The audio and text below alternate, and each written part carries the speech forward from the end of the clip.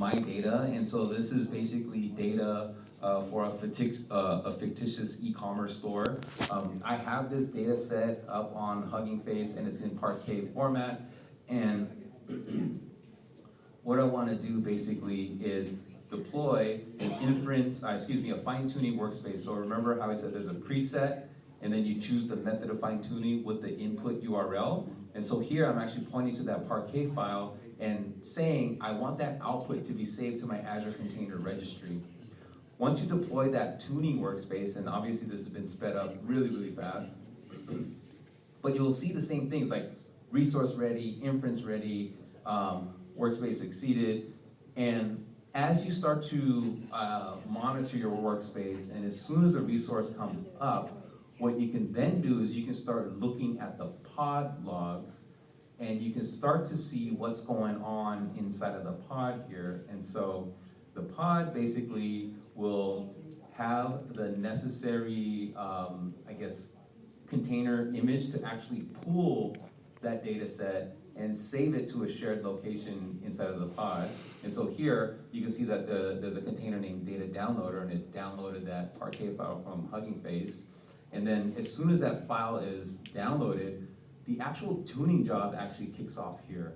And this is just the Python application or Python script that basically runs lora fine-tuning on my data set. This data set is really small. I think it's like 150 records or something like that, but it still took about an hour or more to fine-tune. So that just kind of tells you like how long these types of jobs can run. Eventually your fine-tuning logs will show up at like 100%, and then what you can do then is look at the Docker sidecar container, and I realize it didn't show the example there, but basically when the tuning is done, it will take that output adapter and basically send it to my Azure Container Registry. And basically I will see that adapter here. It's just an OCI artifact. And now I have this OCI artifact that I could attach to my inference workspace, okay?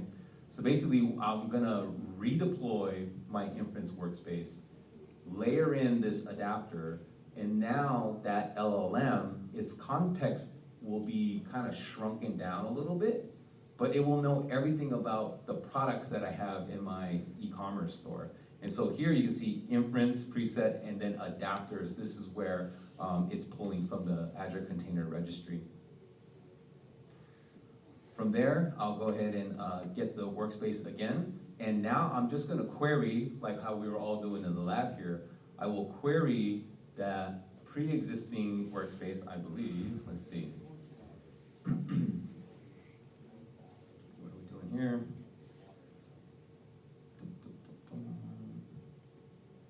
Oh no, this is the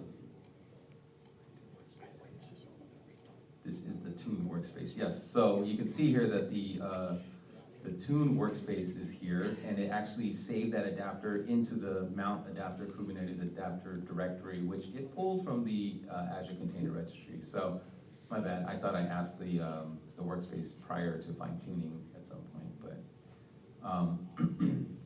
so what I'll do is I'll just flip over to a different application, and you can see here that, if I could pause it, but I can't pause it.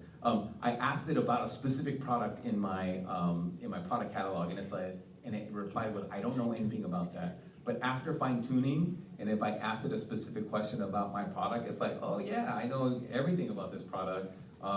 It's gonna be awesome, it's gonna be great for your customers. But you can see here that the answer really shrunk down a little bit because the model weights have been altered, and so it can answer precisely. I wouldn't say precisely because nothing's precise when it comes to LLMs, but it can answer a whole lot better than it used to about your data. So that's the whole point of the fine-tuning. And you can see that it could be done with just a few YAML manifests, which is what makes Kaito very easy and approachable to this whole AI, ML engineering thing. So yeah, I would say give it a try. We have about 1 minute left before the